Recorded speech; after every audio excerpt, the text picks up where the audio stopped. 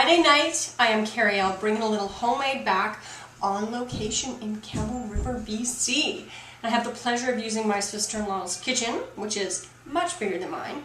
And I'm going to make some kick-butt salsa tonight, and I want to show you my fresh goodies before I chop them up. This is what I got at the market today at the Coombs Old Country Market. I've got tomatoes, some fresh dill that I'm going to use later for tzatziki, some ginger, avocados, and wicked limes. And we're going to crush these babies up and make the best salsa ever. So I'm going to start chopping, and I'll be back in a few minutes to show you how I put it together.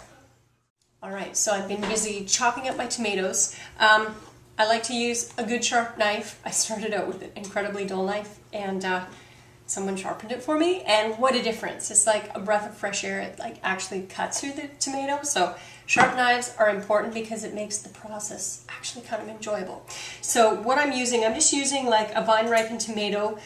Preferable tomato with the salsa is a Roma tomato because it's meatier, there's not as much juice. When I'm in the store though, I like to pick something local and something that's nice and ripe and juicy. So that's kind of how I pick my tomato at the time. So what I've got here is, I've diced up my tomatoes and I've got it in a colander, and I'm draining off all the extra juice. If you can you see that? Oh, somebody's phone's going off. Draining off all the extra juice because in the next step, when I'm squishing the lime into it, I want it to be basically just loaded with lime juice, and if I leave the tomato juice in there, it gets too diluted and you don't have that amazing lime flavor. So that's the step that we're at. So I've got 4 tomatoes, and I'm using half of an onion, so kind of like a 4-to-1 ratio. So I'm going to do a little more prep here. I'll be back in a second. Alright, so I have 4 tomatoes, half of a large onion in here, and I've drained off my tomatoes, so here's the extra tomato juice, and I can use this for a little Caesar cocktail maybe, something like that. And next thing I'm going to do is squish in my garlics. I've got 4 little garlics in here. Let's squish them in. Squish them in, get them in there. All the flavors are going to combine in. And then the next thing we're going to do is add in our cilantro. Here is our gorgeous, look at this. It's like a big hairy mop of cilantro. Nice and fresh. So I'm just going to take the whole head, and I make it really easy, and I just start chopping. Ooh, this knife, okay, it's working. That was a little dull. Chop off a big chunk, nice and chunky, and then I just pop the remainder back into the glass of water for the next time I use it. Alright, so here we have a nice big swack of cilantro. In it goes. Alright, so we've got cilantro in. Next thing, I've got my lime going in. At home, okay, lime goes in.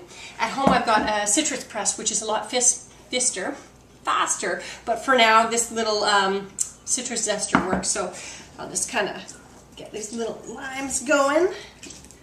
And so far, I've put the juice of 3 limes in here. And here's the key.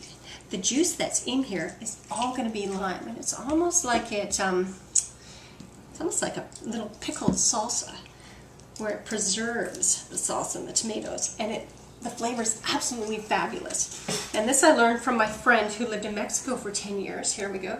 Lime just going in. And so I have discovered the beauty of lime, and it's just awesome. So these little babies, when you're buying a lime, you want it to be a little bit yellow. Lots of juice in it. Oh, hello!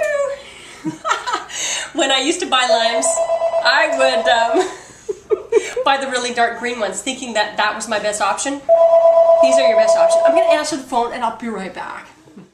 Okay, so we answered the phone, and we're back to the salsa. I have a helper with me now. So I've got in my tomatoes, my onions, my garlic, lime, and cilantro. So I'm going to season it now. So I've got sea salt in here, nice ground sea salt. So maybe bring the camera in so you can just have a peek at the bowl. I'm just going to give it a good grind of salt, and then some nice ground pepper. So this is just beautiful. So I've got a little more lime to go in. So I like to put the seasoning in right now so the lime goes over top. Okay, there we go. Okay, so let's just squeeze in this last little bit of lime. And so it's good to have a helper to stir it up for me. Mom. You stopped. Good job. So, a little more lime. So, lime juice coming in for a landing. Okay, so this is what I want to show you. Check out, here, look at that. Look at how much lime juice there is. So it's literally swimming in it. So I find the more lime I add, the more I season it with salt. So what you want to do... Okay, just hold on. So when I add more lime, I want to give it a little taste and see how much more seasoning. So just keep going with the salt and pepper till you get it how you like.